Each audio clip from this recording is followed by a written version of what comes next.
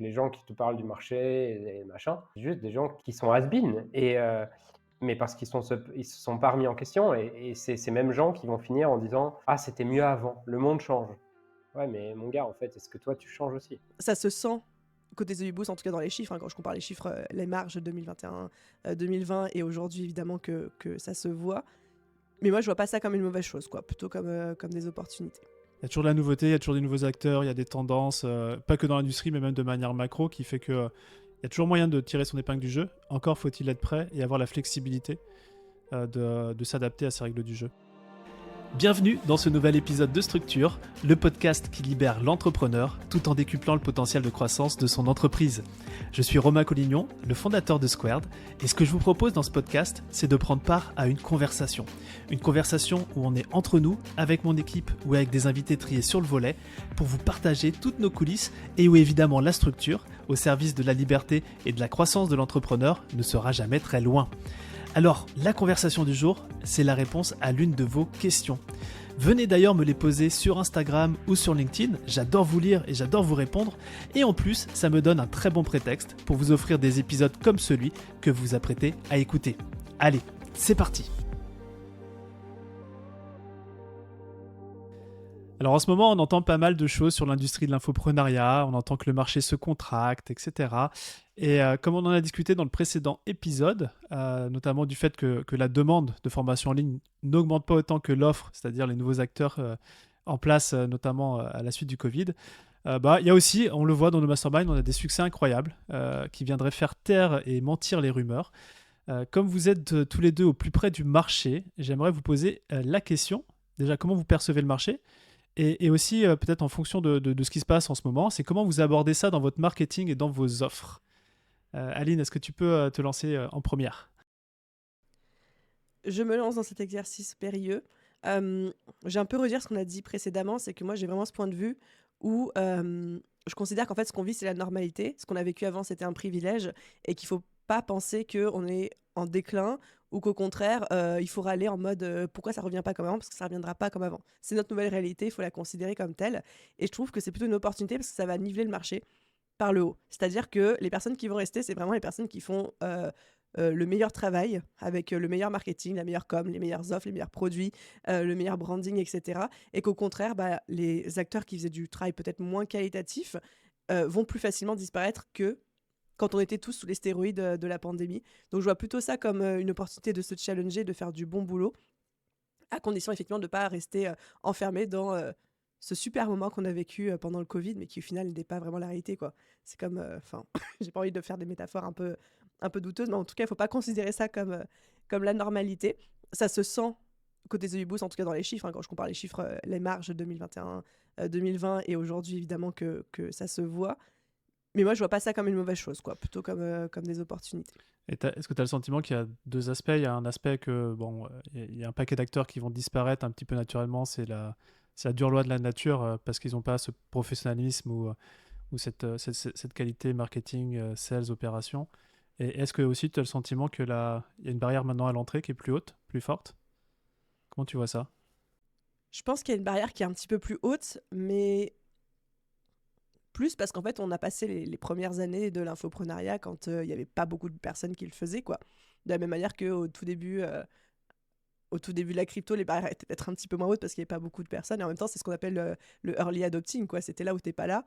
L'opportunité, tu la saisis ou tu la saisis pas. C'est plus facile de commencer. C'est plus facile de faire décoller un compte TikTok quand tu commences au moment où TikTok est créé ou de faire décoller un compte Threads, maintenant Instagram, au moment où l'option sort en Europe, que quand il y a déjà du monde dessus. Mais en même temps, ce qu'on disait dans un autre épisode, c'est qu'à chaque opportunité, il y a aussi les côtés négatifs. Donc, je pense pas qu'il y ait de bonnes ou de mauvaises situations pour citer un grand philosophe, mais je pense pas qu'il y ait de bonne ou de mauvaise façon de faire. C'est juste que, voilà, aujourd'hui, la situation est telle que le marché est peut-être un petit peu plus compliqué, mais en même temps, il y a aussi de meilleures opportunités. Et tu vois, tu citais les gens dans le mastermind qui ont des cas de réussite absolument incroyables. Tous les jours, moi, je vois des gens. Là, ce matin, j'ai eu un message sur Insta d'une photographe qui me dit: Aline, j'ai fait tel truc et j'ai fait décoller mon compte de 3000 abonnés à plus de 20 000 ou 14 000 abonnés en 15 jours, quoi. Juste parce qu'elle avait trouvé la bonne idée qui a bien fonctionné à ce moment-là. Donc en fait, il y a encore des success stories. Je pense qu'il faut juste trouver ce qui nous correspond et c'est pas une question de hacker le système ou des choses comme ça, mais incarner qui on est, quoi. Par contre, un truc dont je suis convaincue, après j'arrête mon laïus et mon monologue, c'est qu'en fait, on peut plus réussir aujourd'hui en étant tiédasse, en étant politiquement correct, en étant dans la demi-mesure et en étant bof, quoi. Alors qu'avant, c'était un peu possible. Maintenant, moins. Ça résonne chez toi, Julien? C'est ce côté, si on est lisse, ça passe plus. Faut avoir des aspérités.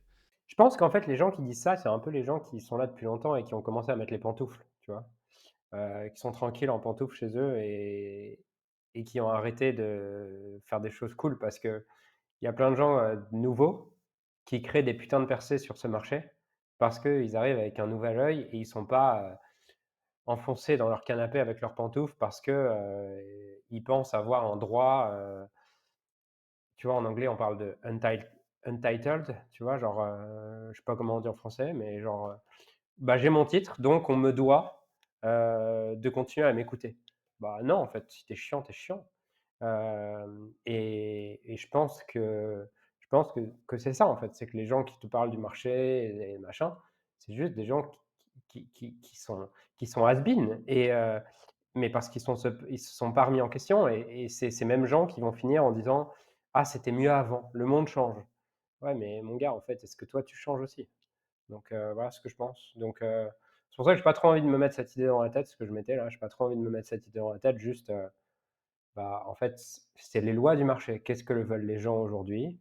Est-ce que je suis capable de m'y adapter? Est-ce que je suis encore capable de répondre à la demande d'aujourd'hui où je peux me battre et discuter de comment est le marché, qui ne devrait pas être comme ça, les gens veulent du short, et les gens ont plus d'attention et parler comme un vieux? Ou en fait, soit j'accepte ça et je me dis: «J'ai pas envie de jouer à ce jeu-là» et je suis très en paix avec ça. Soit je me dis: «J'accepte ça et j'ai envie de jouer avec ce jeu-là et je suis aussi en paix avec ça». Mais tout le reste, à mon avis, c'est un peu stupide et j'adore cette, citation d'Eckhart Tolle qui dit, «Either you love it, either you change it, everything else is madness». Soit tu l'aimes, soit tu changes, tout le reste c'est de la folie. Ouais, c'est très inspirant ce que tu partages, Julien.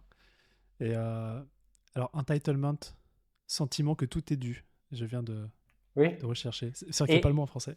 mais je vois que ce truc-là, enfin, moi, je l'ai eu beaucoup, hein, dans mon précédent business. Parce que je faisais des millions, parce que, j'étais un des premiers, parce que tout ça. Il y a un moment donné où quand des nouveaux arrivent, j'ai cette espèce d'ego surdimensionné de me dire, «Non, mais pourquoi les gens vont chez lui?» heu, moi, je suis là depuis plus longtemps, je fais des millions, sans voir qu'en fait, je suis plus en train d'écouter le marché. Et c'est un peu des trucs qui vont avec le succès en général. Que si tu as du succès et tu commences à croire que tu es arrivé, bah, c'est là en général où tu redescends, assez bas pour t'assurer que tu redeviennes à l'écoute des gens qui te font vivre, quoi. Ouais. Et quand bien même tu ne te dis pas que tu es arrivé, mais que tu as coupé ce lien avec le marché, tu l'as dit, hein, la loi du marché. Je crois qu'en fait, si l'entrepreneur il n'a pas le pouls ou il n'est pas câblé en intraveineuse sur le marché, parce que ça, il changera toujours. Il y a toujours de la nouveauté, il y a toujours des nouveaux acteurs, il y a des tendances, pas que dans l'industrie, mais même de manière macro, qui fait que il y a toujours moyen de tirer son épingle du jeu. Encore faut-il être prêt et avoir la flexibilité de s'adapter à ces règles du jeu. Et comme le dit Edgar Tolle, je vais pas refaire la citation parce que tu l'as mieux fait que moi. Soit tu t'adaptes, soit c'est simplement de la folie de croire que le marché va s'adapter à toi. Et dans ce sens, moi j'ai vu plusieurs choses que l'on fait vraiment et que je pense est une résultante de ce que le marché demande et a besoin. C'est vraiment pour prendre un anglicisme encore, c'est de double down sur la personnalisation du marketing. Moi, je suis persuadé qu'il y a une transition. Autant il y a quelques années, on pouvait faire du marketing sale ou du commerce sale et de la livraison sale. J'aurais pu utiliser un autre mot. Autant on a été obligé de livrer proprement, de faire les ventes proprement. Et autant le marketing aujourd'hui, on a besoin aussi qu'il soit hyper propre, hyper personnalisé. Bon, après, j'ai mon biais, j'ai mon filtre parce qu'avec le mastermind, c'est un peu obligé. Il y a ça que je vois, puis il y a aussi ce que je vois, et finalement, ce podcast, il en est peut-être le meilleur exemple, c'est la mutualisation des forces aussi, le featuring. Ou peut-être qu'avant, on pouvait s'adosser sur une régie publicitaire, Facebook, etc., qui était, on aimait le dire, c'était notre meilleur partenaire. Ce qu'on a oublié, c'est qu'avant qu'une régie publicitaire comme celle-ci existe, c'était des collaborations, c'était des featuring, c'était je te fais ta promo, tu me fais ma promo, etc. Et moi, j'y crois beaucoup à ça. Et en tout cas, je prends énormément de plaisir et je sens que dans l'industrie, c'est quelque chose qu'on voit de plus en plus. Euh, Évidemment, peut-être que ce serait inutile de le rappeler, mais je le fais quand même, c'est que quand on a déjà des clients, trouver des nouveaux clients, c'est une chose, mais encore mieux servir ses clients actuels, c'est aussi pas une mauvaise idée. Ouais. Moi, je pense que tu peux encore pousser seul sur Facebook. Et je pense que tu peux encore faire du seul. Jusqu'à quand? Tout le temps. Parce qu'en fait, le sale, c'est un truc qui se co-construit avec le marché. Tant qu'en face, tu as des humains qui sont branchés sur leurs besoins de sécurité et qui, rêvent d'un fantasme comme ça sans travailler et de transformer n'importe quelle chose en 3 semaines, il y aura de la place pour faire du sale. Donc moi, je pense qu'il y aura toujours de la place pour faire du sale. Puisque en fait, faire du sale, ça répond juste à un besoin en face, qui est d'acheter l'illusion que je vais résoudre mon problème sans faire d'effort et que d'un coup ma vie va aller mieux. À partir du moment où tu crois ça, tu vas justifier tous tes échecs par ça. Et je pense qu'en fait, te mettre ça dans la tête, c'est un espèce d'aveu de faiblesse de: «OK, en fait, je vais arrêter de réfléchir et me remettre en question et je vais attribuer tous mes échecs à "c'est le marché"». Donc que ça soit vrai ou pas, hem, quoi qu'il arrive, je pense que c'est utile de ne pas le croire. On dit souvent, faisons l'autruche, et on dit souvent qu'il y a des choses qu'on contrôle et des choses qu'on ne contrôle pas, hein. Le Exactement, marché, on ne ouais. le contrôle pas. Donc c'est au sein du marché, quels sont les éléments sur lesquels j'ai un contrôle. Mmh. Eh bien, superbe. Merci pour ces partages, ces perspectives. Pour terminer cet épisode, on est fin janvier là. Et moi, je serais très curieux que vous puissiez nous partager vos gros projets de 2024. Peut-être que l'un de vous deux n'en a pas, Non et mais je l'entendrai. Romain, si je sais pas où j'en suis mi-janvier, est-ce que tu crois que fin janvier, je sais davantage?